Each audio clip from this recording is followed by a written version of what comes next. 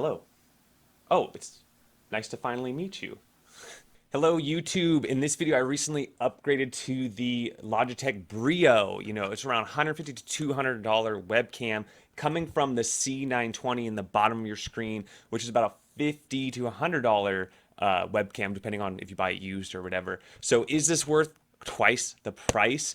Right now, I'm recording in 1080p. So while the Brio offers 4K at 30 frames per second, I have to say I'd actually prefer the 1080p at the higher frame rate, and that's what I'm running on right now is the 60 FPS.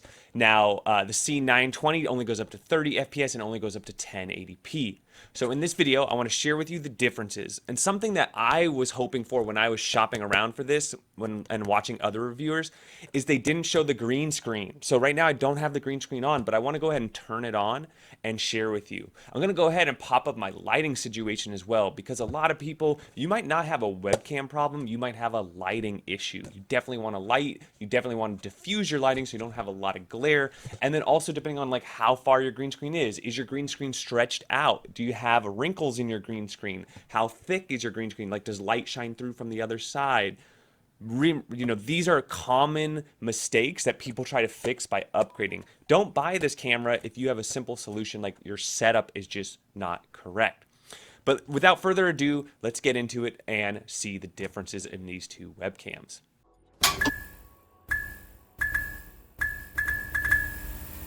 So the first thing I want to share with you is just field of view and how much zooming you can possibly do. So let's start out with the C920. Let's go ahead and do video input, and let's go ahead and go camera controls, and I'm going to zoom all the way in. That's as much zooming as I could do with the C920. That's the least, that's the most. Okay, let's go all the way back out, apply. Now I want to show you how cool this Brio is. If you go over to the Brio here, I'm going to right click, I'm going to go into video input, go to camera controls, and here's how much zooming we can do. Oh my goodness, look at that.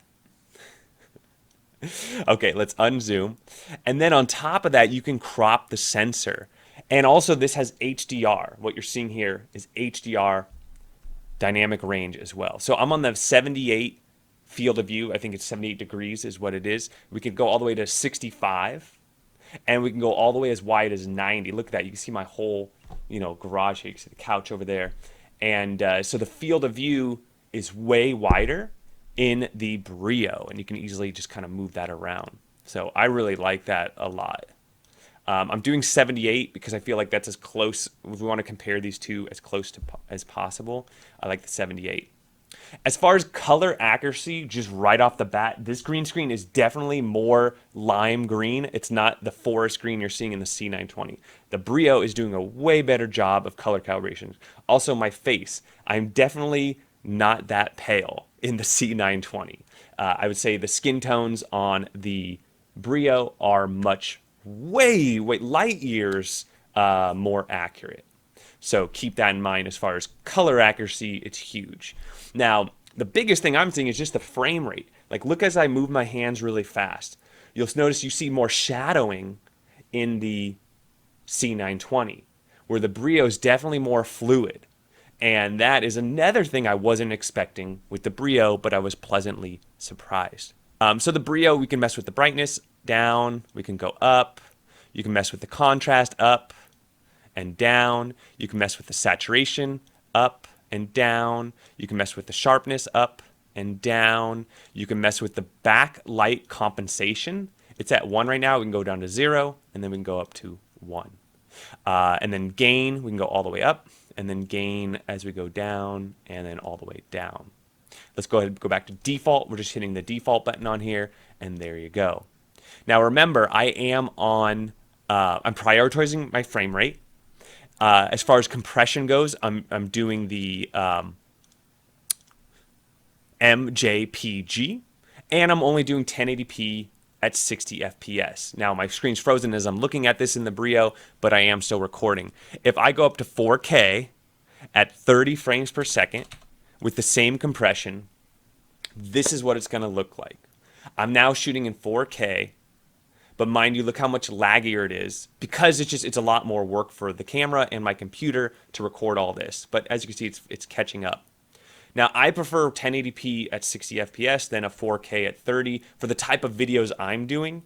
But because I'm usually in the corner really small, but if I was doing where I was the full screen, I'm shooting a big green screen thing and I'm recording in 4K, then you can absolutely use this and you can benefit from the extra pixels. Now, like I said, I'm plenty happy with the advantages I'm getting at the 60 FPS, which is this right here. 60 FPS, 1080p, really nice.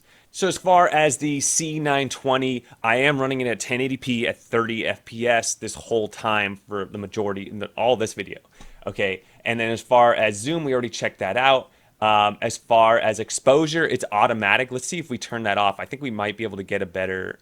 Yeah, see, the coloring is still not great. Let's put it back to auto. It does a decent job at that. Defaults are -5 for my particular lighting setup. Brightness, you can go up on brightness, down on brightness.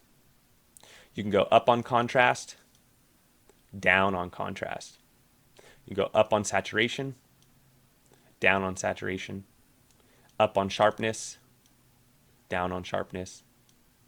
Then we got our backlight compensation with a 1 or 0. So as you see, 1 gets me a more accurate color on my background, but the gain is not, my skin tone is different. I have to say it's actually doing a better job now. I don't know what we just did. The skin tones are definitely better. So let's go back to default, apply, okay. So those are and I'm prioritizing the frame rate right now. 1920 by 1080 is the res. All right, and the green screen test. So you can see my green screens end. And I have to say that the Brio is just doing a way better job. I can even kind of clean myself up a little bit here. Let's see what we got going on here. Look at that. I can kind of get my sweater out a little bit more. Oh, yeah. Oh, yeah, that's doing really good. And on my C920, it's pretty good. It's set up pretty good right now. And then you can see it goes in and out of focus. Let's see, check out the focus here. As I move around, you can just see that your color changes, right? It's seeing this object and it's trying to light it correctly. I definitely think I'm a little more greenish, more yellow in the Brio, and I think I can adjust that a little more with the exposure and with the saturation.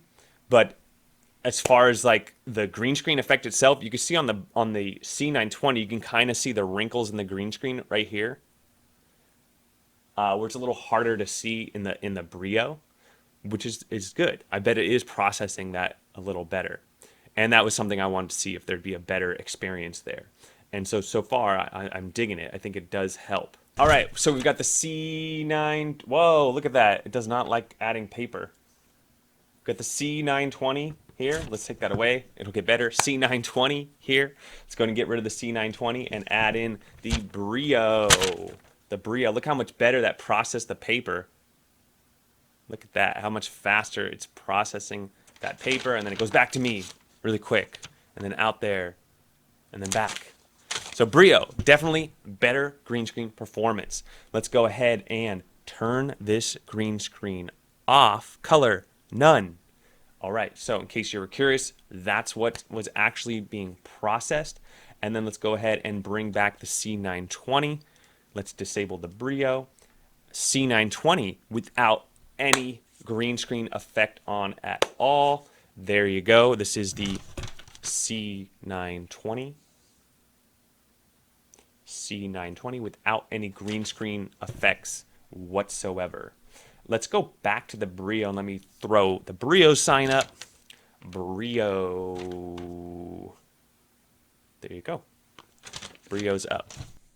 So before, I'm using this little condenser mic I got for a review, and it's good. There's a lot of really good, the Blue Yeti, great condenser mics. I actually recommend getting a dedicated mic if you can afford it. But let's go ahead and check out the microphones on these webcams, because some of you aren't necessarily streaming. You're just, doing web conferences and things like that. So let's change the microphone. I just switched over to the C920, saying that my voice is really loud. And this has been my workhorse for many years, but this is the kind of audio quality that you can assume you're going to get from this. There's no compression, there's no noise gate, You could do that with some applications, but I've noticed that if you're doing web conferencing, you never know what platform you're going to get. You could get, Microsoft Teams, you could get WebEx, you could get Zoom. So don't rely too much on audio editing on these things. Most of you are probably doing plug and play. I've now switched over to the Brio. We are now looking at the Brio sound quality. This is what you can expect from the Brio webcam as far as sound quality. And I'm sure it's going to be light years better because just the fact that this webcam is years newer sensors, newer microphone. This is the kind of audio you can expect. I'm now going to switch back over to my condenser mic because I do think it sounds the best. So there you have it. I'm totally digging the Brio. A lot of people say, I think the biggest argument here for the 4K is at this price point you can get something called a cam link. And then you can hook up an SLR camera or use your cell phone, or you can even, like, there's apps for the iPhone that'll let you wirelessly stream from your phone, so there's even no cables. So you could look into that kind of thing. I don't like the idea of leaving an SLR camera on for hours at a time. They can overheat depending on the brand and things like that. And, there's only so much time you get in a lens. So keep that in mind. I do think it offers a superior video quality for sure, without a doubt. And then the reason why I did this, the main reason I did this is because I love having a USB. By the way, this one is Type-C, the Brio. We're talking about the Brio right now, is USB Type-C. You can plug and play. I just leave it connected to my computer. Every time I boot it up, the drivers are already installed. I just open up my app to record. I start recording and it's easy. The time I'm going to save mucking around, turning things on in a year or two will beyond pay for itself for the $100. And by the way, I did not buy this. I actually asked for this for my birthday, so I did get this somebody paid for it. I think they paid like $170 at Best Buy at the time, but depending on the shortage and what's going on, and then new ones will come out. I think you're going to be able to get these between $100 and $200 all day long. So there you go. I tested, I think, a lot of use cases, especially for those plug and play people. There's probably a lot more I didn't do as far as like really getting into messing with the saturation and the color combinations to really get it more color accurate and prioritize, what I probably should be prioritizing for, like with the green screen and things. But for the most part, for my limited adjustments, it's very great plug and play, and so I recommend it. Keep in mind my other things, though. You might not need to upgrade. You might just be a lighting issue. You might actually be better off using your cell phone or a GoPro that you have hanging around at home. But if you are considering it, you could see that the quality shows for itself. But anyways, that's what I think. Let me know what y'all think. Don't forget to like and subscribe, and we'll catch you on the next one.